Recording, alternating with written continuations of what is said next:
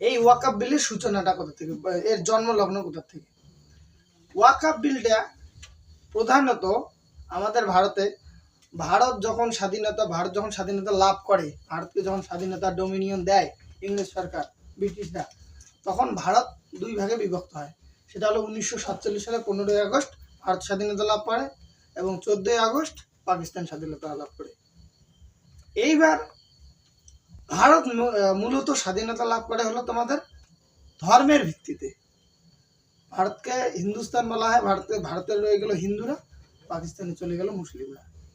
এই যে ধর্মের ভিত্তিতে হিন্দু এবং মুসলমান, আরও অন্যান্য গোষ্ঠী আছে, মেন ফান্ডা হলো হিন্দু এবং মুসলমান।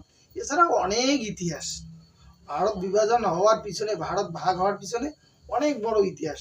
সেই ইতিহাস পলিটিক্স আছে, জওহরলাল নেহরু আছে, গান্ধীজি আছে, সুভাষ বোস আছে, আরও অনেক ভূমিকা আছে, লর্ড মাউন্ট ব্যাটেন আছে, ওদের ব্রিটিশের কলকাঠি নড়ানড়ি, অনেক কিছু ব্যাপার, সেই দিকে আমরা যাব না, বিস্তারিত আলোচনা।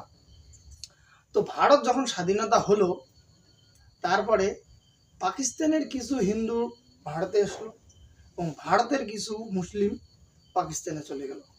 আমাদের ভারতের মুসলিমরা পাকিস্তানের দিকে গেল এবং পাকিস্তানের হিন্দুরা ভারতের দিকে আসলো।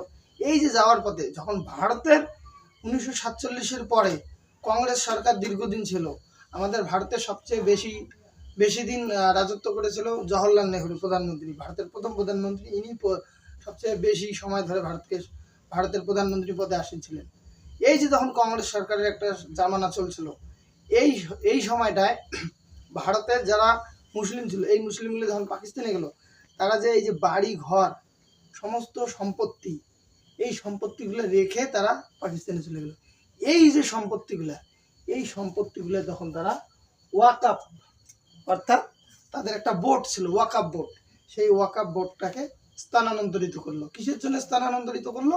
যে সাধারণ মানুষ, গরিব মানুষ, ভারতে যে সমস্ত মুসলিম আছে, গরিব মানুষ, সাধারণ মানুষ, তাদেরকে যাতে সাহায্য করা হয়, এই জন্য তারা ওয়াকাফ বোর্ডকে তাদের সমস্ত প্রপার্টি, এখানকার যা জমি আছে, যা কিছু আছে, সমস্ত প্রপার্টি রেখে তারা ভারত থেকে পাকিস্তানে চলে গেছে।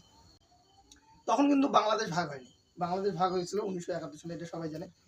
এই যে সম্পত্তিটা রেখে এরা চলে গেল পাকিস্তানে, এই যে তাদের সম্পত্তি কাদের কাছে রেখে গেল? ওয়াকাফ বোর্ডের আছে।